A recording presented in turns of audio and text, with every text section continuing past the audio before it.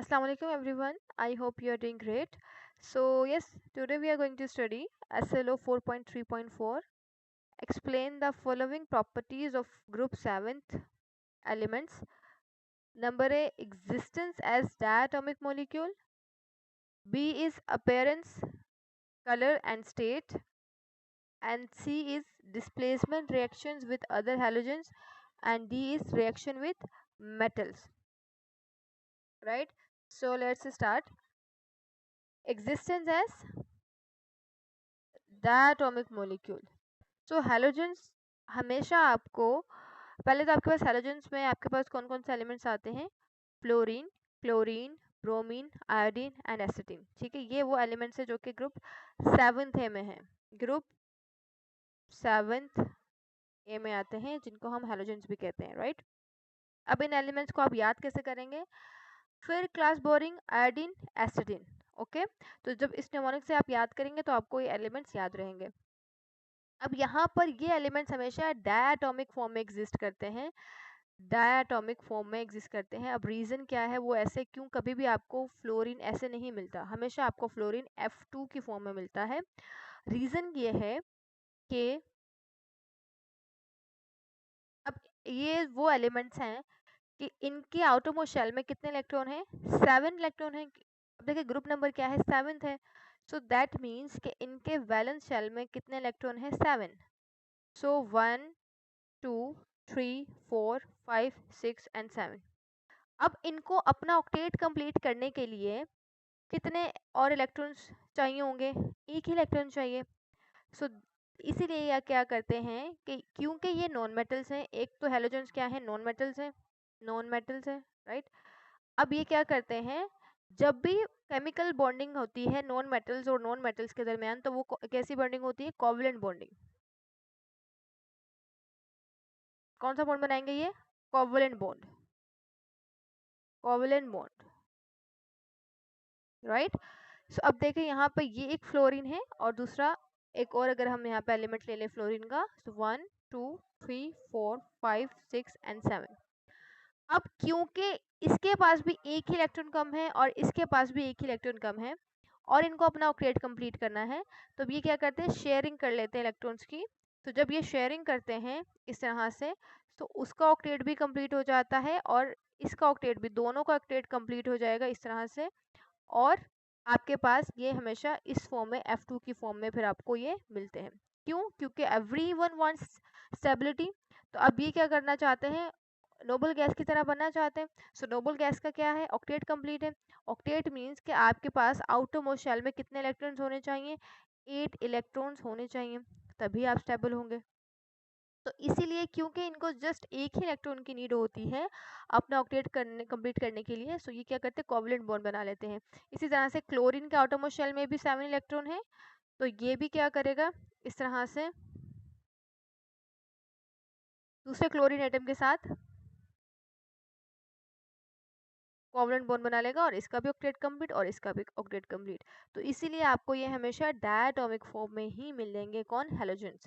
Right, तो halogen exist as diatomic molecule आपको X2 की फॉर्म में मिलते हैं, because each atom needs one more electron to complete its outermost shell to achieve stable octet.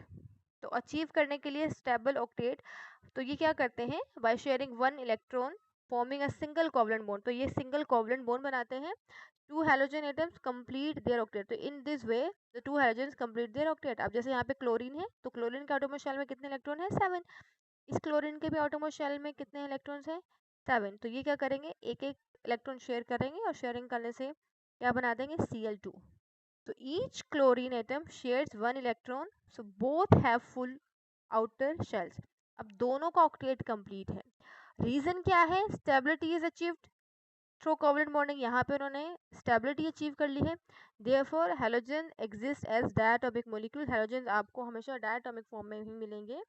Fluorine, chlorine, bromine, iodine, F2 Cl2 Br2 and I2। Right, अच्छा अब यहाँ पे ये देखें, इस तरह से ये क्या है, डायटम्स, दो एटम्स हैं तो दोनों ने कोवलेंट बॉन्ड बनाया और इस तरह से ये डायटोमिक फॉर्म में एग्जिस्ट करता है।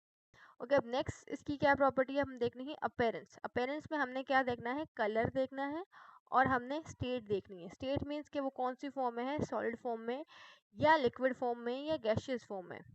So the halogens show a gradual change in color and physical state as you go down the group. तो जैसे आप from top to bottom move करते हैं तो एक तो आपके पास मेटेलिक कैरेक्टर इंक्रीज होता है और दूसरा स्टेट में भी चेंज आता है, राइट। सो आपको फ्लोरीन एंड क्लोरीन ये गैशियस फॉर्म में मिलते हैं रूम टेम्परेचर पे, राइट। और आपको ब्रोमीन जो है वो लिक्विड मिलता है और आयोडीन एंड एसिटिन सॉलिड फॉर्म में मिलते हैं। अगर अब इनके हम कलर की बात करें, सो यहाँ पे आप देखें फ्लोरीन किस कलर में मिलता है, पेल येलो। यहाँ पे यू कैन सी है fluorine is in pale yellow colour. अगर हम क्लोरीन की बात करें तो ग्रीनिश येलो कलर में मिलता है, ये ग्रीनिश येलो कलर में हमें यहाँ पे क्लोरीन मिलता है इसका कलर। ब्रोमीन की बात करें तो रेडिश ब्राउन कलर में हमें मिलता है, एज यू कैन सी है the colour in this diagram. तो ब्रोमीन कौन से कलर में मिलता है, रेडिश ब्राउन। और उसके बाद आपको iodine shiny grey black colour में मिलता है, फॉर्म्स वॉयलेट वेपर। तो ये जब आप इसको हीट करेंगे तो वॉयलेट वेपर्स बनाना स्टार्ट कर देता है, कौन, आयोडीन, राइट। सो हमने यहाँ पे देख लिया इनकी अपेयरेंस भी और कलर, इसका कलर और स्टेट देख लिया अपेयरेंस में कि आपके पास जो है फ्लोरीन और क्लोरीन गैशियस फॉर्म में एग्जिस्ट करते हैं, राइट। ब्रोमीन लिक्विड फॉर्म में और बाकी iodine and ascidian solid form में एग्जिस्ट करते हैं।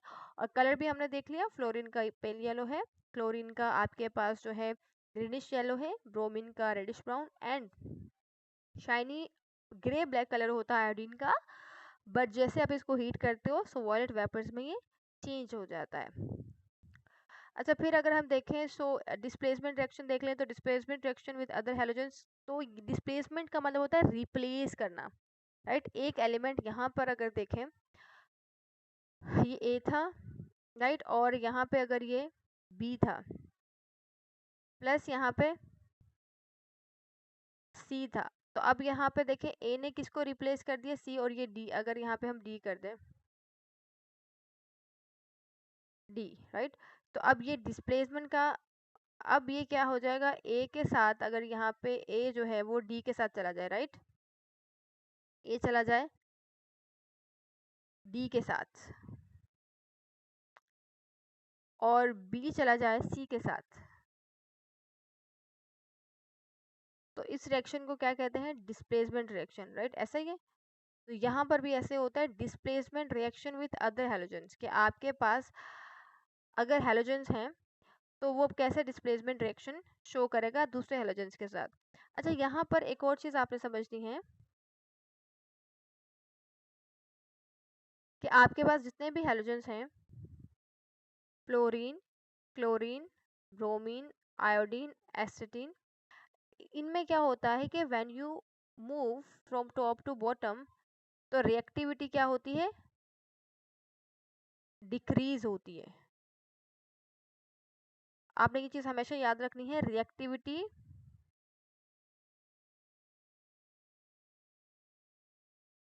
डिक्रीजेस।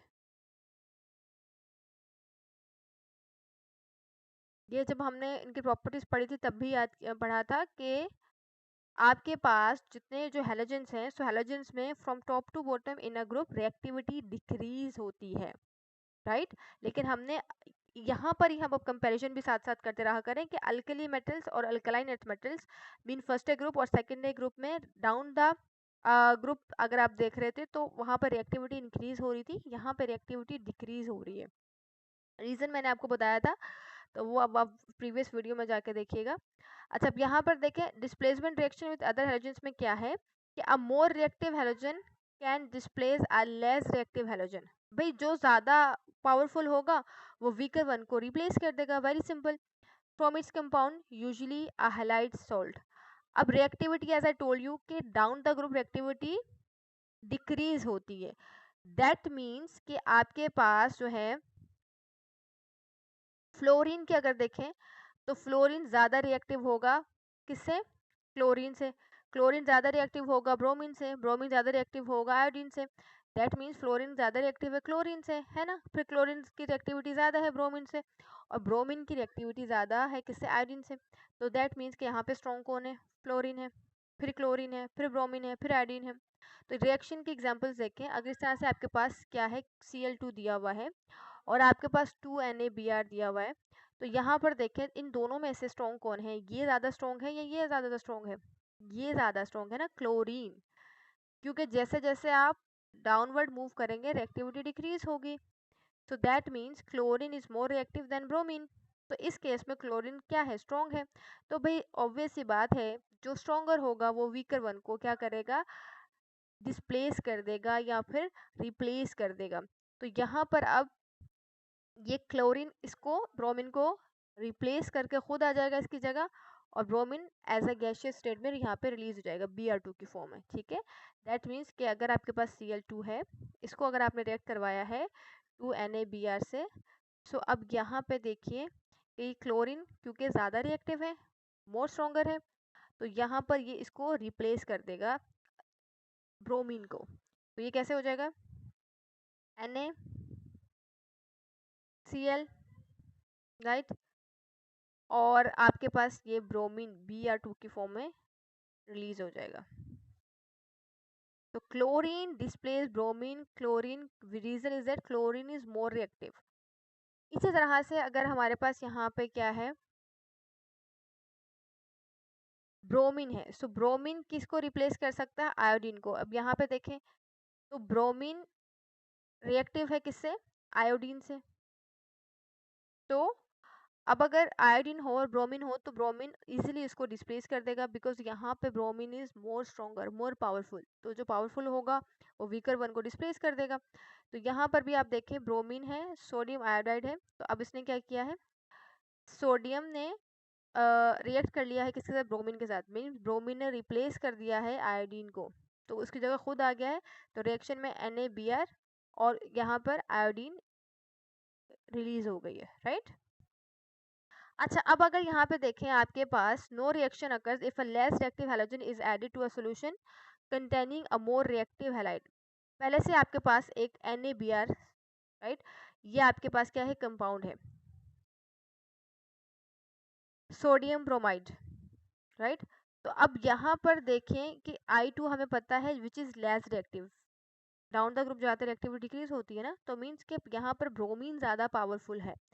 तो अगर आपके पास पहले से ही एक जो हैलाइड है वो पावरफुल है, तो अब अगर आपने आयोडीन ऐड किया तो क्योंकि वो तो है ही बेचारा वीक, तो जब वीक है तो वो उसको डिस्प्लेस नहीं कर पाएगा, जब नहीं कर पाएगा तो रिएक्शन नहीं होगा। ओके, अच्छा, अब नेक्स्ट रिएक्शन है रिएक्शन विथ मेटल्स। तो अब हमने पढ़ना है हैलोजेंस का रिएक्शन मेटल के साथ। तो halogens reacts vigorously with metals to form metal halides, ionic compounds बनाते हैं ना। अच्छा, आपको पता है कि आपके पास जो फर्स्ट ग्रुप के जितने भी आपके पास मेटल हैं और सेकेंड ग्रुप के, एक तो ये फर्स्ट ग्रुप के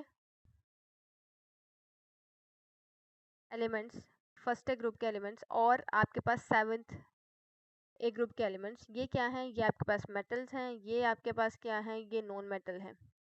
तो इनके दरमियान जो बॉन्ड बनता है वो कौन सा बनता है, आयोनिक बॉन्ड बनता है। आयोनिक बॉन्ड क्यों बनता है, क्योंकि आपको पता है कि जो फर्स्ट ग्रुप के एलिमेंट्स हैं वो एक इलेक्ट्रॉन लूज कर देते हैं, वो एक इलेक्ट्रॉन लूज करते हैं और इनको एक इलेक्ट्रॉन चाहिए होता है, और ये उस एक इलेक्ट्रॉन को गैन कर लेते हैं। तो गैन कर लेते हैं तो ये एक इलेक्ट्रॉन को एक्सेप्ट करते हैं, जब करते हैं गैन करते हैं तो यहाँ पे ये आपके पास फॉर एग्जांपल ये Cl नेगेटिव, इसने एक इलेक्ट्रॉन को गैन किया है। तो इस केस में ये कैसा बॉन्ड बनाते हैं, आयनिक बॉन्ड बनाते हैं। और यहाँ पे क्या होता है, पॉजिटिव और नेगेटिव फोर्स ऑफ अट्रैक्शन होती है, electrostatic force of attraction between the positive और नेगेटिव। अब फॉर एग्जांपल यहाँ पे देखिए आपके पास कि यहाँ पर ये सोडियम है, और ये सोडियम जो है इसके आउटरमोस्ट शेल में कितने इलेक्ट्रॉन है, एक ही इलेक्ट्रॉन है, क्योंकि ये कौन से ग्रुप से बिलोंग करता है, फर्स्ट ए ग्रुप से बिलोंग करता है। तो अब आउटरमोस्ट शेल में एक इलेक्ट्रॉन है, ये इसको लूज करना चाहता है, और क्लोरीन के आउटरमोस्ट शेल में 1 2 3 4 5 6 एंड 7 इलेक्ट्रॉन्स है। इसको क्या करना है, इसको एक इलेक्ट्रॉन चाहिए, तो ये गेन करेगा। तो अब ये क्या करता है, ये सोडियम क्या करता है, अपना ये एक इलेक्ट्रॉन इसको ट्रांसफर कर देगा। जब ये ट्रांसफर कर देगा तो यहाँ पे क्या बन जाएगा, Na पॉजिटिव, ठीक है, ये देखिए Na पॉजिटिव और Cl नेगेटिव। अब Cl negative and Na positive में क्या होगी, इलेक्ट्रोस्टैटिक फोर्स ऑफ अट्रैक्शन होगी, जिससे क्या बनाते हैं, NaCl कंपाउंड बनाते हैं, राइट। अच्छा, अब हमने हमने किस तरह से इक्वेशन कैसे करवानी है, सो यहाँ पे in this reaction the metal loose electron, तो जो मेटल होगा वो इलेक्ट्रॉन को लूज करेगा हमेशा, और किस में चेंज हो जाएगा, पॉजिटिव आयन में, जिसको हम क्या कहते हैं, केटाइन कहते हैं। और जो हैलोजन होंगे वो क्या करते हैं, इलेक्ट्रॉन को गेन करते हैं और किस में चेंज हो जाते हैं, हैलाइड एनाइन में चेंज हो जाते हैं। अब यहाँ पर आपके पास देखें, चाहे कोई भी मेटल आ जाए, ग्रुप 1A का मेटल आ जाए, ग्रुप 2A का आ जाए, या कोई भी मेटल आ जाए, आपने इक्वेशन कैसे लिखनी है, क्योंकि एग्जाम टाइम में हम जब बैठते हैं तो हमें बड़ा प्रॉब्लम होता है कि यहाँ पे 2Cl लगाएं या यहाँ पे Na लगाएं, यहाँ पे हम 2Cl2 लगाएं, या यहाँ पे क्या क्या 2A लगाएं, तो बहुत ज़्यादा कंफ्यूजिंग हो जाता है ड्यूरिंग द एग्जाम टाइम। सो इसके लिए आप ये बेसिक से ये आप जो है वो इक्वेशन याद कर लें, which is a basic equation, इसमें आप पुट कर दें, तो इस इक्वेशन के अकॉर्डिंग आप इजीली कोई भी इक्वेशन बना सकते हैं। अब जैसे फॉर एग्जांपल यहाँ पे ये क्या है, ये आपके पास मेटल है प्लस हेलोजन के साथ रिएक्ट करेगा तो मेटल हैलाइड बनाएगा, ठीक है। अब आपने यहाँ पे 2m लिखना है, बेसिक फॉर्मूला क्या है, 2m प्लस NX2, तो आपने NX2 लगाना है, और फिर जब आप इसको बनाएंगे तो आपने x के साथ वही लगाना है जो यहाँ पे n में लगाया था, राइट। इस तरह से अब फॉर एग्जांपल अगर मैंने यहाँ पे फर्स्ट ग्रुप का कोई भी मेटल ले लिया, जस्ट लाइक सोडियम ले लिया, ठीक है, तो यहाँ पे देखिए, यह मेटल की जगह मैंने सोडियम ले लिया, 2 यहाँ पे लगाया एज इट इज, प्लस यहाँ पे मैंने अगर ये एक ही मैंने अगर सोडियम का एलिमेंट लिया है, तो यहाँ पे मैं क्या लिख दूंगी, ये हेलोजन का एक ही अगर मैंने एलिमेंट लिया है तो यहाँ पे क्या लिख दूंगी, Cl2 सिंपल, एंड देन फिर यहाँ पे 2 और m क्या लिया था, सोडियम, तो यहाँ पे मैंने सोडियम लिख दिया, और फिर क्योंकि x यहाँ पे मैंने 1 लिया था तो यहाँ पे भी ऐसे ही होगा, तो क्या देखें, इक्वेशन ऑटोमेटिकली करेक्ट बन गई ना। तो ये क्या है, सोडियम, ठीक है, यहाँ पे कितने सोडियम है, इक्वेशन को अगर हम देखें बैलेंस भी है, 2 सोडियम राइट, यहाँ पे Cl2 है और यहाँ पे भी 2Cl है, तो NaCl क्या बन जाता है, कंपाउंड बन जाएगा, जो कि आपके पास आयनिक बॉन्ड बनता है जब सोडियम क्या करता है, एक इलेक्ट्रॉन को लूज करता है, क्लोरीन गेन करता है, NaCl। सो इस तरह से अब दोबारा देखिए, इसी इक्वेशन के अंदर अगर मैं इसको पुट कर दूं कि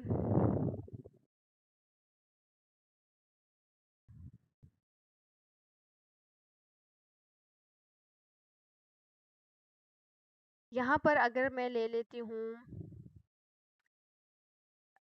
मैग्नीशियम, ठीक है, सेकेंड ग्रुप से अगर मैं ले लूँ मेटल, अगर यहाँ पे मैंने मैग्नीशियम ले लिया, तो अब मुझे नहीं पता कि मुझे इसको कैसे बैलेंस करना है, तो अब देखिए बेसिक इक्वेशन ये है, फिर यहाँ पे अगर मैं देखूँ तो मैंने यहाँ पे जो है इधर मैंने ले लिया है वही Cl2 ले लिया, राइट, एक ही लिया है, तो अब यहाँ पे देखिए क्या बन जाएगा, 2MgCl2, तो बन गया मैग्नीशियम क्लोराइड, कि मैग्नीशियम एक में यहाँ पे मैग्नीशियम क्या करता है, 2 इलेक्ट्रॉन को देखें यहाँ पे लूज करता है, और ये एक क्लोरीन एक इलेक्ट्रॉन एक्सेप्ट करेगा, दूसरा क्लोरीन जो है वो दूसरा इलेक्ट्रॉन एक्सेप्ट करेगा, और इस तरह से आयनिक बॉन्ड बनता है।